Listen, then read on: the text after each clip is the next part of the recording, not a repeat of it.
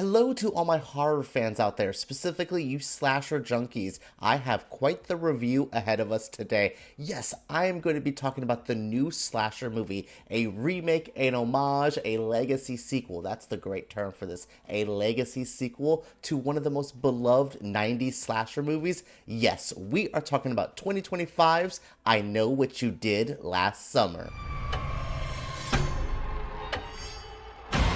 All these other franchises need to take notes. This is how you do a legacy sequel. I'm going to get into what that means for me. What it means to make a film that really homages the original film but still gives you a fresh new energy. That is a hard line to walk of being nostalgic but also keeping things fresh. I think this movie does that amazingly well. But overall, what this movie does amazingly well is be a old school slasher movie. I have loved slasher films my entire life. For me, that is like the peak subgenre within horror. I know some people like their supernatural scares, some people like their paranormal stuff.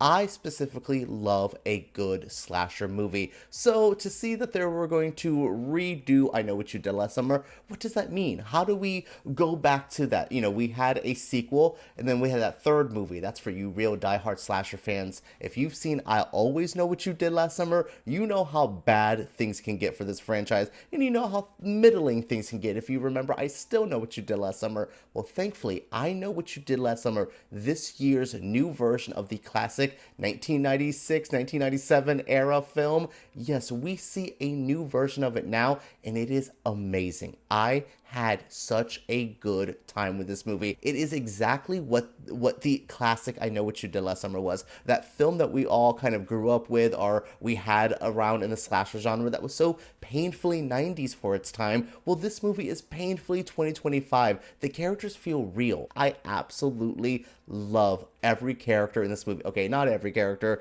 A couple of the guy characters are a bit annoying. Milo, Teddy, maybe I'm not the biggest fans of you guys. The actors are fine, the characters not so much. But yeah, overall, I love this world. I love these characters, this new teens we meet, and we also have our legacy characters returning. We have Julie James and we have Ray. They are back played by, Jennifer Hewitt and Freddie Prinze Jr. They are back to give us that connection to the past, that legacy that we talked about for this to be a legacy sequel. They're great in it, but again, what I really love is that this is a old school slasher. If you love a movie like Halloween, Nightmare on Elm Street, Friday the 13th, Child's Play, Hellraiser, and even going down to I Know What You Did Last Summer, if you love a slasher movie, my goodness, this movie is so traditional slasher. We have a great body count. We have a great collection of kills. I think the kills in this movie blow the original film out of the water. While that sometimes feels a bit tame, especially compared to what horror was at that time.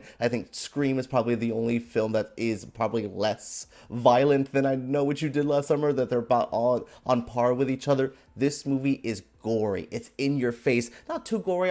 You're not going to deal with French New Extremity. You're not dealing with a Saw movie here, but it's definitely more graphic. It's more in your face. Again, it's more modern, and I definitely appreciate that they upped the kills, that they upped the violence in this, because again, that's what we want in a slasher movie. We want to see disposable hot people get killed, and that's what this movie gives us, and that's exactly where I see that this is a great traditional slasher, but there's also something, a key part to a slasher.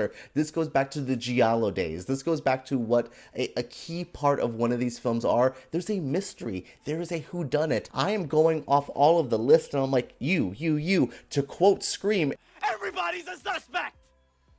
Everybody was a suspect, and I love that. Like, this is truly one of those movies where I had fun figuring out the murder mystery, figuring out all the kills, figuring out all of this, just watching how it was structured, seeing them touch on what came before them, but seeing them also pave their way in new ways as well. This movie just is a good time at the cinema. This new version of I Know What You Did Last Summer follows the original one pretty closely with a group of people. We have Ava, we have Danica, we have Teddy, we have Milo, we also have Stevie here. These are a group of people who have a incident happen to them. They see someone go over a cliff. They could have probably helped. They could have been better there, but they know that this is a moment that they might have to walk away, run away, and they build a secret with each other. They say no one can let this secret out. Well, 1 year later, as we kind of know, someone says, I know what you did last summer, and they come to like just get revenge on each and every person that covered up what was happening. It is a easy premise to follow, and I love that this movie doesn't try to add anything more.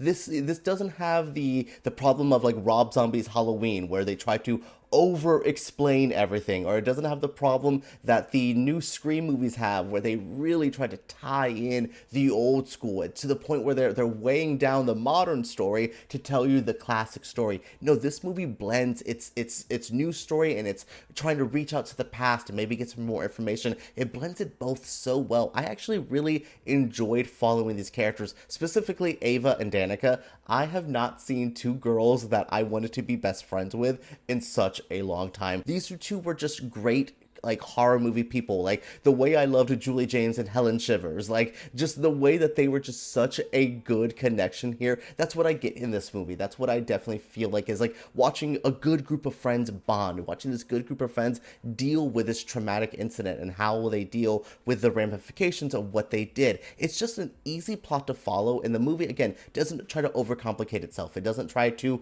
reinvent the wheel. It just gives us a traditional story in a traditional slasher format that again I think we're hungry for. We're hungry for fun. As much as I loved like a nihilistic, hardcore, just sad, depressing movie, I like that this movie was fun. It didn't go full horror comedy, but it still tried to have a levity to it. Still trying to make itself fun. Still trying to make itself just feel just like a good time to watch. Again, this movie could have been much worse, which thankfully it isn't, and it could have been a bit more polished. It could have like been a more prestigious film, but it just lives in that perfect slasher area where the story works, the characters work, everything just comes together to make that experience that you're like, this is why I love horror so much. When we're looking at legacy sequels, that is a big term. That just means you are following up something, but again, something with an established legacy. Scream had it recently with Scream 5 and Scream 6. We've seen Halloween do it with the new Jamie Lee Curtis era. We've seen, I mean, hell, we were even doing that with New Nightmare from like the early 90s with Wes Craven kind of bringing back what he did with A Nightmare on Elm Street. So like, we see legacy sequels. This isn't a brand new concept, but the way I Know What You Did Last Summer